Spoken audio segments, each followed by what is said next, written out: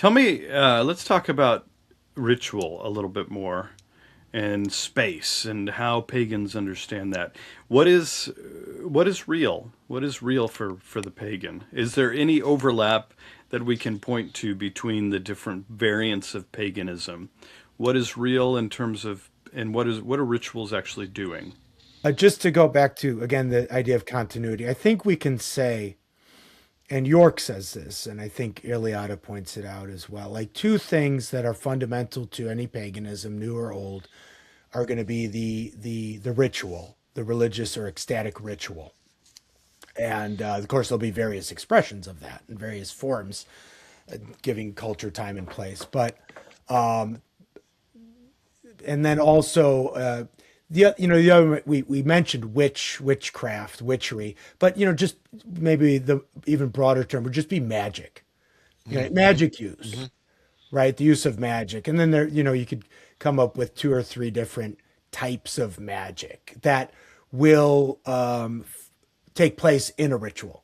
Like there's oftentimes what's called, just let's just call it high magic, which is throughout cultures, takes place in the ecstatic ritual, and that's this idea of really transcending one's own self and connecting with the greater universe, right? With the cosmos, right? And then having kinds of experiences of time and space and altering perception of reality of what is real. Okay, high magic. And then there's sorcery, right? Which is like doing little rituals to get something you want, to like have an immediate effect. So like you think like in the Middle Ages, tying a knot at the end of the bed sheet so that you know a child would be produced that night. If when the married couple got together, or throwing a little blood over the crops so they would grow. So like magical incantations and rituals to produce an effect. So within the ritual, the ecstatic ritual, in my reading of this, so usually what's being aimed for is something like the first kind, the high magic, the shaman, the magician, the witch, trying to sort of transcend the individual embodiment of the goddess to have this more expansive access to the divine realm, right? So I'll start with that, and then I'll let Carl get into more. Yeah. Carl, would No, you there's agree actually with a lot. that? Magic and Yeah. just in Uh, general. yeah. No, I would. I would. And Joshua, that's a big question. It really is the purpose of ritual. I mean, we can ask this question even within the realm of Christianity. Right. Why do we do certain things? What's the point? What's the purpose? Within the neo-pagan world, when you're thinking about ritual and you're thinking about magic, and ritual is really, in a sense, you're trying to act or put pressure upon the all, the supernatural all that exists and is embedded within all of nature. So you're trying to exert will and interact with it. A lot of it is spiritual imagination. A lot of spiritual imagination. So, and I've sat through, I don't know, 12, 15 different rituals, some very, very elaborate, some quite small and simple. One that was had bloodletting involved, and the doors are actually locked, and people were told, hey, as witches, they were told, if blood and what we're going to be doing bothers you, here's your moment to leave. Once the ritual begins, the doors are closed, nobody in, nobody out. Really serious stuff.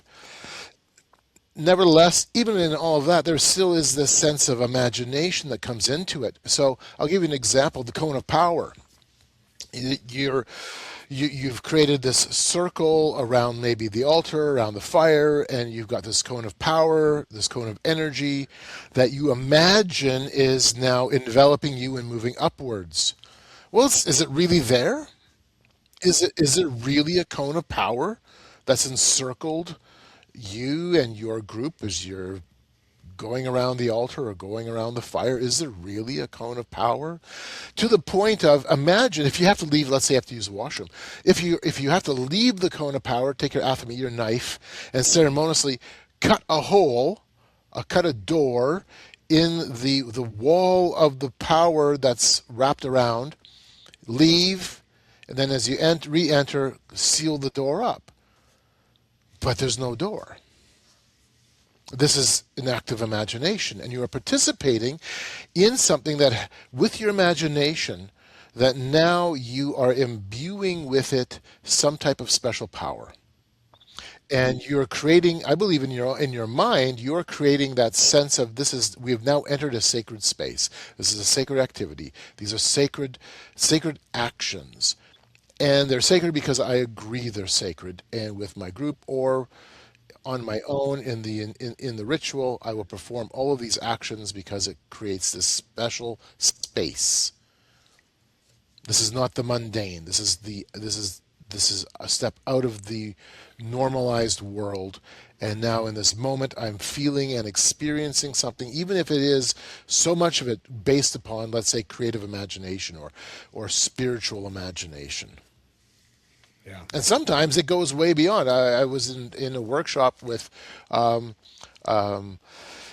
practitioner. He's a Gardnerian Wiccan, and he was talking, and his wife was in the room. He was talking about the Great Invocation, of when they were involved in the Great Invocation, which is a ritual, and the goddess did come down, and the goddess did walk in.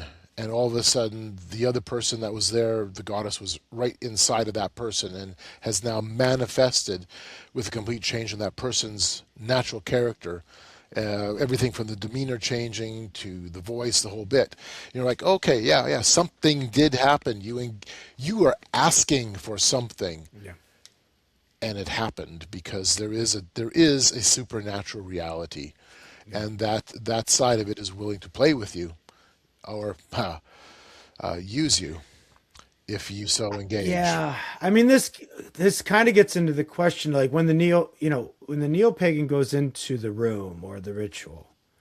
I mean, in some of the literature, the neo-pagan will say that the god can be a psychological projection. That doesn't make the god any less real, Right. because a psychological projection again is an expression of divine nature, right? Right. It's The going to keep coming. symbol, the symbol Yeah. equals Yeah. equals the entity, or the symbol Right. equals the action. Yeah, Right. everything is divine. Everything is positive. It's already divine. So now, but it could also be that there is a mind independent, a non-projected entity that is also called upon and that shows up. There's a fascinating account of in Murphy Pizza and Thompson Edward, the Handbook of Contemporary Paganism, in one of the chapters on the Wild Hunt Challenge, about a woman named Jo Crow who, in the woods somewhere in England, inside the Wild Hunt ritual, has wolf enter into her. And I mean, it's a harrowing account of.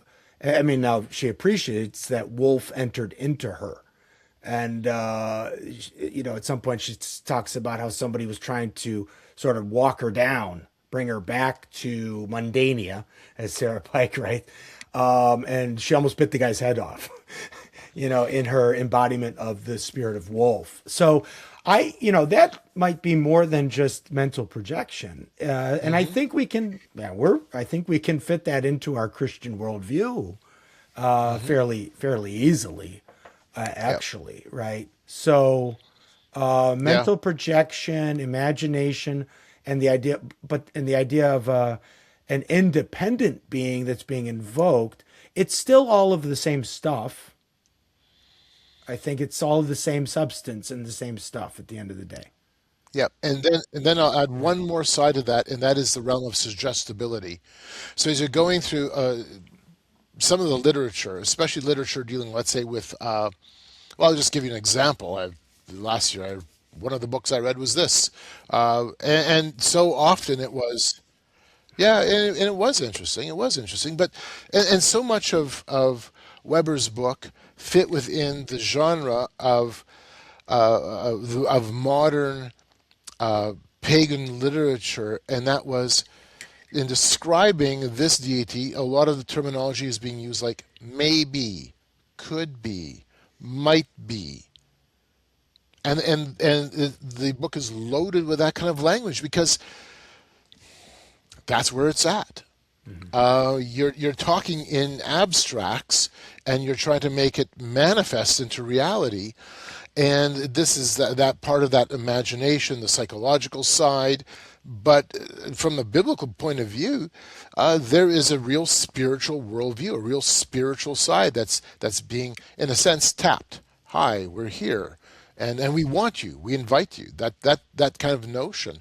But the language of suggestibility, I've seen this a lot, and not just in the literature, but observing some of the rituals as well.